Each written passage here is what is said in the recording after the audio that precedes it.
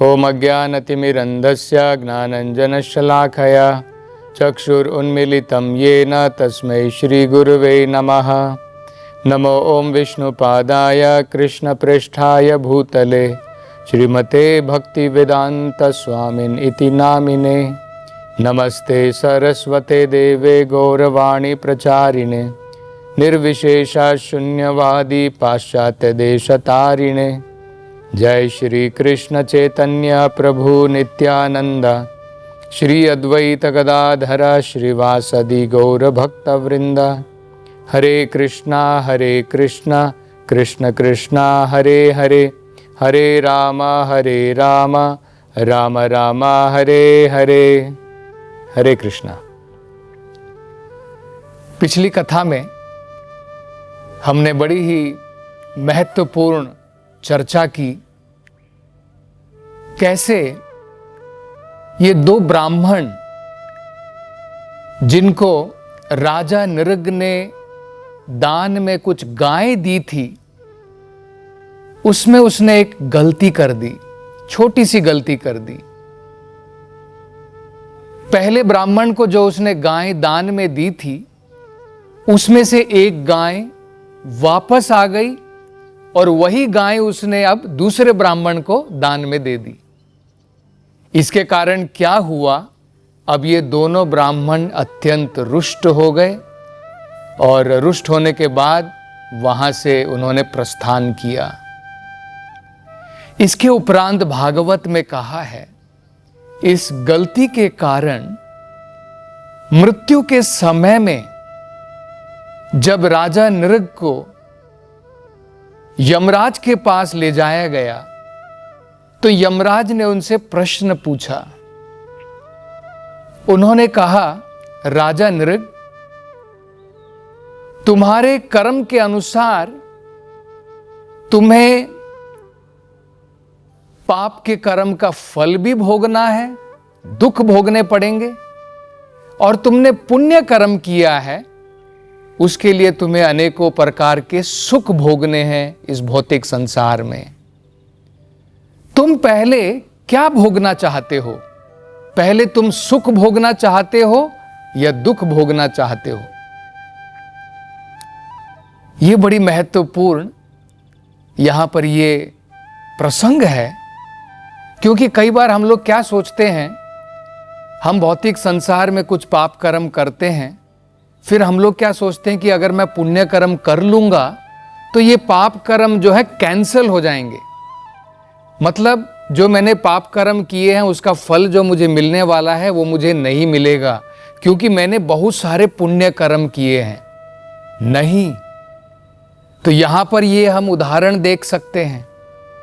राजा नृग ने जितने पुण्य कर्म किए थे, उसने बताया था कि शायद हो सकता है कि हम पृथ्वी के ऊपर कितने धूल के कण हैं, मट्टी के कण हैं, उसको हम लोग गिन सकते हैं, लेकिन जितने पुण्य कर्म उसने किए थे उसको गिनना बड़ा मुश्किल है। मतलब इतने सारे पुण्य कर्म उसने किए थे, लेकिन एक छोटा सा पाप कर्म किया और उसके कारण ऐसा नहीं हुआ कि उसके पाप कर्म का फल अब उसे भुगतना नहीं पड़ेगा, क्योंकि उसने बहुत सारे पुण्य कर्म किए थे। ये इस प्रकार से कैंसल नहीं होता है।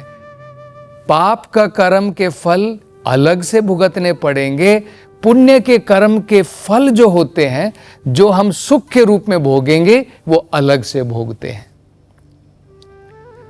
तो क्या हुआ, जब यमराज ने इस प्रकार से प्रश्न पूछा तो राजा नृग जो है वो भ्रम में पड़ गया। उसकी बुद्धि ने वहां पर कार्य करना, मतलब अपनी बुद्धि के द्वारा वो इतनी शक्ति और बुद्धि के द्वारा सोच समझ नहीं पाया कि मुझे क्या चुनना चाहिए। क्या मैं पहले सुखों को भोगूं या फिर मैं पहले दुख को भोग लूं? तो इतने वो भ्रम में पड़ गया था। भ्रम में पड़ने के पश्चात उसने निश्चय किया, उसने कहा यमराज जी से कि आप मुझे पहले दुखों के फल, जो मैं दुखों के फल भोगने वाला हूं, वो कृपा करके आप मुझे वो दुखों के फल पहले प्रदान कर दीजिए, क्योंकि बाद में मैं बिना किसी रुकावट के सुख भोगता रहूंगा। इस प्रकार से उसने अपने मन के अंदर में विचार किया बुद्धि के द्वारा, और ये निर्णय उसने लिया। तो वेदों में बताया है कि इस प्रकार से हम देख सकते हैं कि राजा नृग जैसा व्यक्ति, जिसने इतने सारे पुण्य कार्य किए थे, वो व्यक्ति भी भ्रमित हो गया। उसकी भी समझ में नहीं आ रहा है कि पहले मुझे अच्छे कर्म के फलों को भोगना चाहिए या बुरे कर्म के, जो पाप कर्म किए उसके दुखों को भोगना चाहिए। उसने पहले अपनी तरफ से उसने सोचा कि मैं दुखों को भोग लेता हूं ताकि सुख बाद में बिना किसी रुकावट के भोग सकूं। वो इस प्रकार के भ्रम में पड़ गया था। तो ये जो होता है, भगवान का जो भक्त होता है वो इस प्रकार के भ्रम में नहीं पड़ता है। भगवान का भक्त जो है इस प्रकार की दुविधा, इस प्रकार के भ्रम से परे होता है, क्योंकि भगवान स्वयं भगवत गीता में कहते हैं, ददामि बुद्धि योगम तम। भगवान स्वयं पर्सनली, व्यक्तिगत रूप से अपने भक्त को बुद्धि प्रदान करते हैं। तो ये एक बड़ा महत्वपूर्ण पाठ हम समझ सकते हैं। दूसरा, हम ये भी समझ सकते हैं कि किस प्रकार से इस भौतिक संसार के अंदर में हम कितने भी पुण्य कार्य क्यों ना कर लें, अनेकों प्रकार के हम पुण्य कार्य क्यों ना कर लें, लेकिन उसके बावजूद भी अगर हम थोड़ा भी गलत कार्य करते हैं, पाप कार्य करते हैं, तो उसके फल को हमें फिर भुगतना पड़ेगा। मतलब ओवरऑल हम क्या समझ सकते हैं, यहां पर जो राजा था नृग, उसने अपनी तरफ से पुण्य कार्यों के लिए अनेकों प्रयास किए और गलती से पाप कर्म करा। पाप कर्म उसने जो है, जैसे कई लोग तो पाप कर्म करना चाहते हैं, वो सोचते हैं कौन भगवान है, कैसा भगवान है, उनको पाप और पुण्यों के बीच में कुछ अंतर ही पता नहीं है। लेकिन यहाँ पर राजा नृग को क्या अंतर होता है, क्या पाप कर्म है, क्या पुण्य कर्म है, सब पता था। गलती से उसने पाप कर्म किया, गलती से पाप कर्म करने का फल भी भुगतना पड़ा। यह बड़ा महत्वपूर्ण है। लेकिन अगर आप भक्ति के मार्ग में देखिए, भक्ति के मार्ग में अनजाने में अगर हम भगवान की भक्ति कर लेते हैं, अनजाने में अगर हम भगवान की भक्ति कर लेते हैं, उस अनजाने में भी भगवान की भक्ति का फल जो है हमें बहुत गुना हमें जो है प्राप्त होता है। वेदों के अंदर में एक कहानी बताई है कि एक बार एक चूहा था। वो चूहा जो है कुछ खाने की वस्तुओं को ढूंढ रहा था, तो एक मंदिर के अंदर में चला गया। मंदिर के अंदर में जब वो गया तो उसने देखा कि एक दीप जल रहा है और वो दीप जो है बुझने वाला था, उसकी बत्ती जो है धीरे धीरे खत्म हो रही थी। तो उस चूहे ने सोचा कि वहां पर कुछ खाने की चीज है, तो अपना मुख जो है उसने दिए के अंदर में लगाया, और जैसे ही उसने अपना मुख उस दिए के अंदर में लगाया, जोर से जो है वो बत्ती जल पड़ी, और उस बत्ती के जलने के कारण भगवान का जो है वहां पर मंदिर प्रकाशमान हो गया। और वेदों में बताया है, ये अनजाने से इस चूहे ने जो इस प्रकार से कार्य किया मंदिर में आकर के, उसका भी उसको जो है भगवान की भक्ति में फल की प्राप्ति हुई। इस भौतिक जगत से उस आत्मा को मुक्ति की प्राप्ति हो गई। ये भगवान भगवत गीता में कहते हैं, स्वल्पम अपि अस्य धर्मस्य त्रायते महतो भयात्।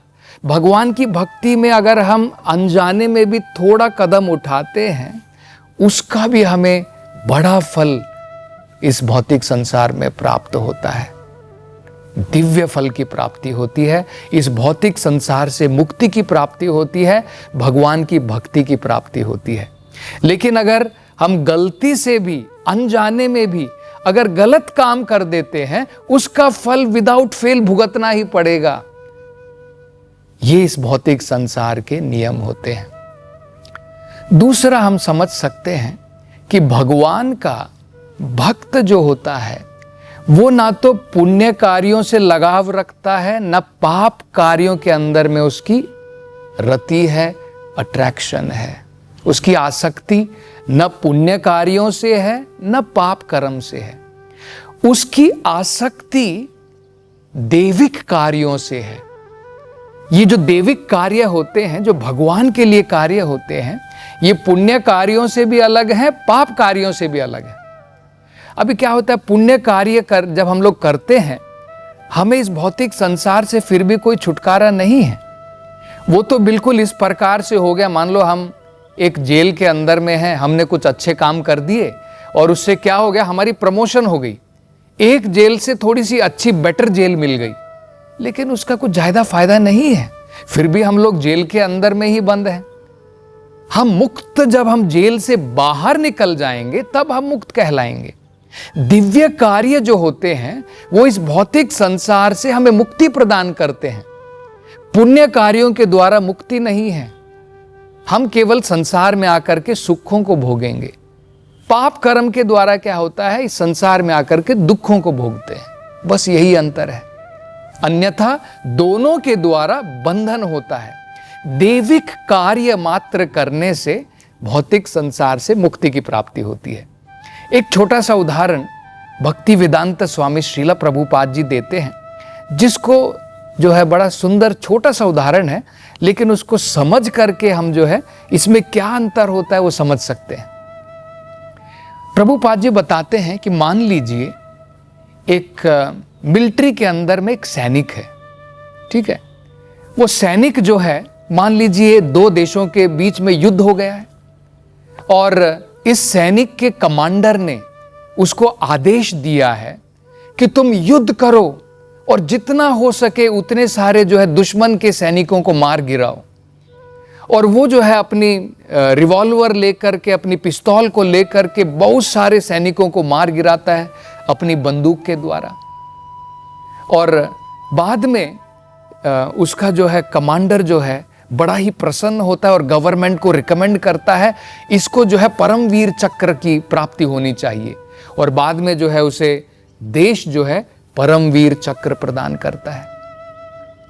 यही व्यक्ति मान लीजिए युद्ध नहीं है और उसके कमांडर ने उसको कोई आदेश नहीं दिया है, और उसी बंदूक के द्वारा, उसी पिस्तौल या रिवॉल्वर के द्वारा बहुत सारे लोगों को नहीं, एक व्यक्ति की भी अगर वो हत्या कर देता है, देखिए मारना तो सेम ही है, वही पिस्तौल है, वही मारने की बात है, लेकिन यहां पर अगर वो एक व्यक्ति की भी हत्या कर देता है, उसके ऊपर कोर्ट मार्शल हो जाता है। उसकी वजह से उसकी नौकरी भी चली जा सकती है और हो सकता है कि उसे आजीवन कारावास मिले, पूरे जीवन भर हो सकता है कि उसे जेल के अंदर में रहना पड़े। तो दोनों में अंतर हो गया।